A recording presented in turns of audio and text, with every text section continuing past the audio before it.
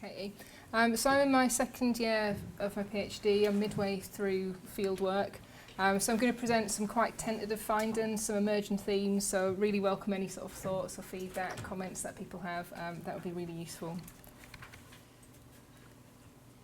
So I'll go through briefly sort of the research aims and a little bit about the background literature and try to situate the research within the current policy context.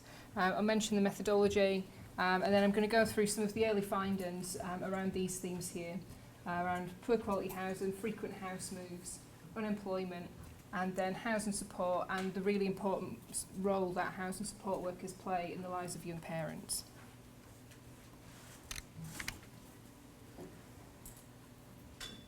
So the research is about young parents and their housing support needs. I'm looking at the lived experience of young parents and their housing pathways, and then I'm also looking at the policies and practices that are directed towards those young parents who are in need of support.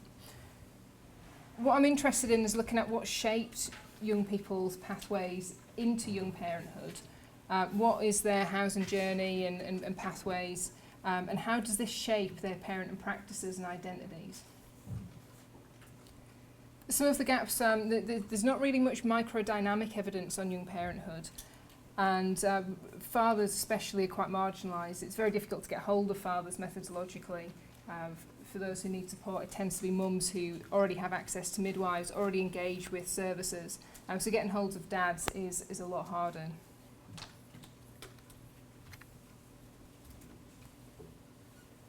So a little bit of background then. Young people have been really adversely affected by the welfare reforms. There's things like the cut to housing benefit for under 21s, the shared accommodation rate for under 35s. And for young parents in particular, it used to be that if you were under 25 and a parent, you'd get the higher rate of income support, or JSA, or whatever it was that you were on, and you no longer get that. So it's kind of like it's presumed that if you're a young parent, you don't need the same amount of money to be able to parent your child. So it's almost like, you know, again, sort of on the margins of motherhood and parenthood. And Franz talks about this in terms of young people's needs are assumed to be less than that of older people.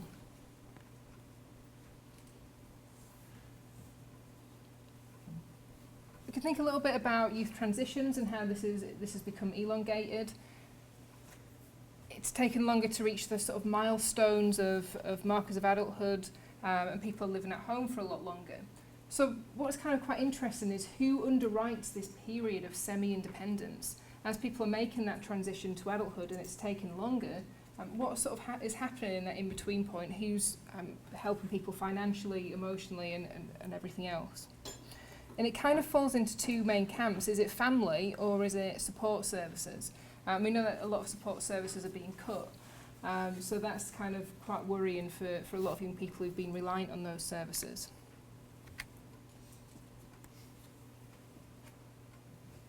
So I'm working closely with a housing charity in Leeds called Archway, and they provide support to 16 to 25-year-olds. They have a resource centre where they have groups every week. They have a parents group, they have cooking groups, football, all sorts of fun activities like that.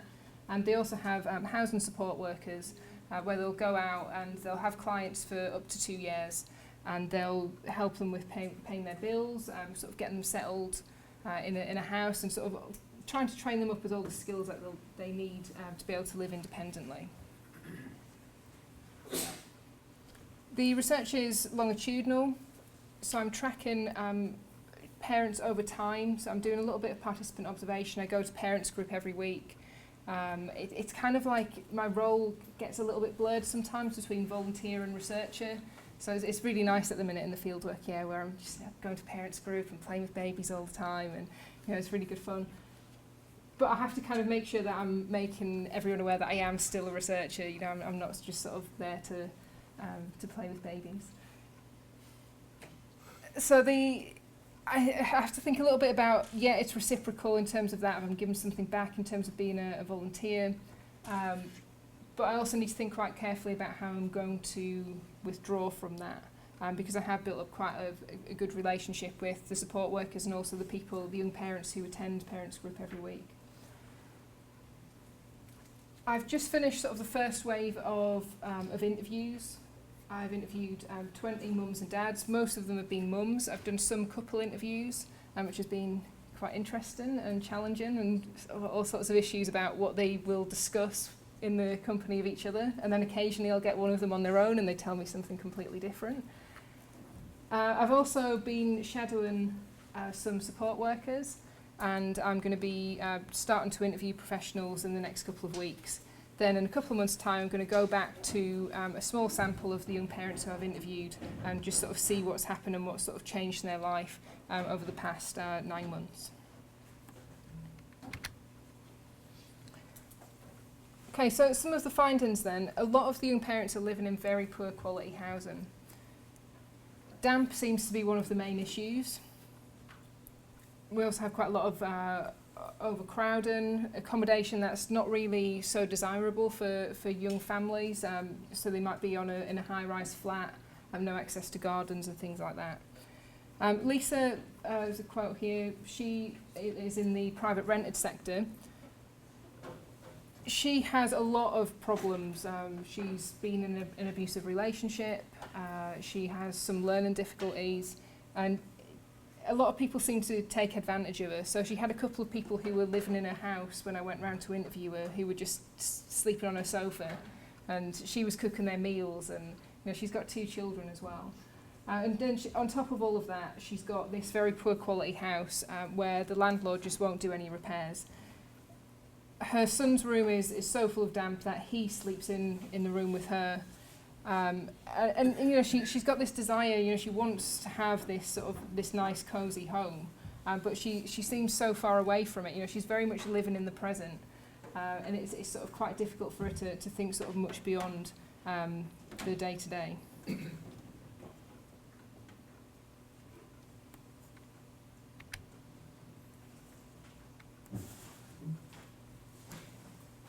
There was a bit of a difference between young people who were still living with their parents and those who'd moved out and were living independently. Andy here lives with his partner's mum, and he just doesn't really feel at home there. He won't even go and make himself a drink without asking. He'd been living there for a number of months, and he still just doesn't feel comfortable enough to be able to do that. The couple were bidding on a council house. They were looking to hopefully move within the next couple of months. And the young parents that I've interviewed who've been in that sort of situation and then they're out of it, talk a lot about how they don't have to walk on eggshells anymore. They don't have a grandparent looking over their shoulder and telling them how to do things. They can actually just parent in their own way.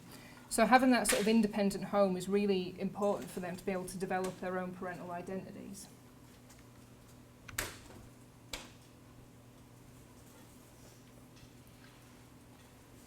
Unemployment has been quite a key issue, especially for the dads.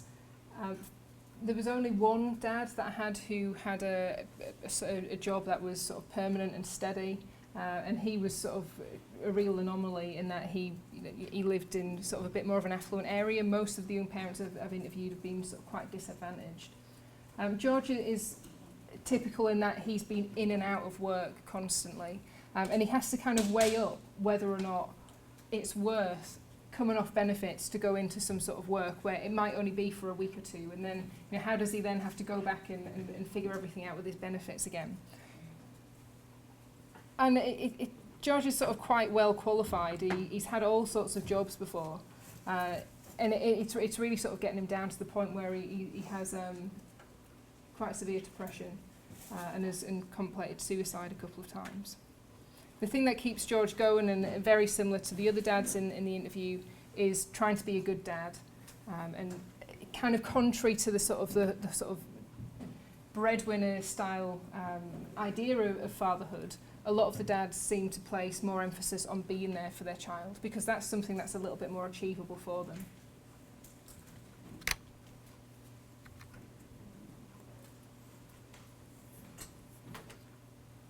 So the professional support was really important for people who didn't have any sort of family support.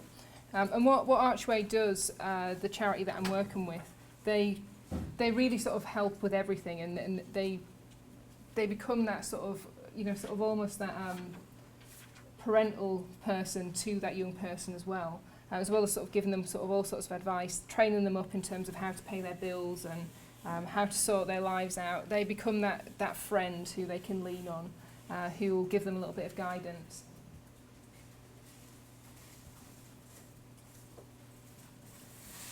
And it's often that the young people find they don't really get anywhere without that older person to give them that bit of extra help and support. So Lisa talks about at the end here that she didn't have priority A when she was trying to bid for a council property, and she only managed to get priority A when someone from Archway stepped in and helped her out.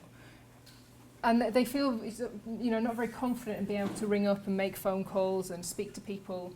That's often quite difficult for them, and having that older person there who knows the system, knows how to speak to people, who can then train them up to sort of do that, that's really valued.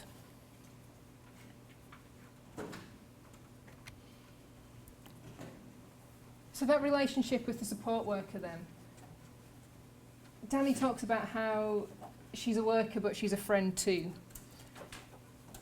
Whenever I need support, she helps me. She helps me with my radiator. She helps me when I needed support with that. She sorted out my housing benefits, so she's good. Danny was kind of quite an interesting one. He had just got his first council house property. He had been through all sorts of problems with his ex-partner and trying to get access to his child. When I got to his house, he had a friend round. I don't know if he'd forgot that I was coming for the interview, but he had sort of a sofa with two seats, and his friend was on one side, I was on the other. He was on the other, so I'm sitting in the middle, and sort of midway through the interview, his friend passes him a spliff over the top of me, and it sort of went a little bit downhill from there. But it was kind of interesting to get that insight into his life, and he didn't really hold back with that. Sarah talks a little bit about how her house wouldn't be a house, or it wouldn't be a home, if she didn't have the support worker. They can help them access different forms of grants, or they know where to go to be able to get things a little bit cheaper. So sometimes it's the very practical things like getting a fridge freezer, getting a cooker, making sure the house is furnished, and sometimes it's just having that sort of friend to talk to and sort of chat through personal issues.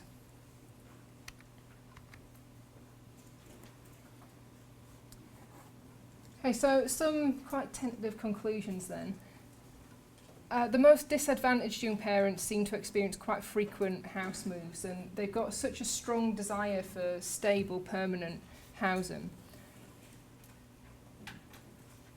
The unstable and poor quality housing can start to compromise their ability to parent and to develop those identities. So, for example, there was a young dad called Cade who was homeless, and he couldn't go and register an address at the job centre. So it was kind of like this accumulation of problems, of not having a home, couldn't then get a job, and how on earth was he then going to be a father to his child? And I'm thinking quite a lot about who underwrites this period of semi-independence and who is sort of helping them. Of course, those with familial support fare a lot better, but those who do get professional support, they can do quite well with it. If they get professional support, the journey to save good quality permanent housing is quite long, but it is kind of doable. And I think that's what's worrying at the minute with all the support services being cut. The charity that I'm working with has actually had to merge with another charity quite recently. Even just in the year and a half that I've been working with them, they've had 3 different managers. It's kind of quite worrying what's going to happen with these support services. Because they are absolutely vital to be able to help young parents become independent. Yeah, that's it.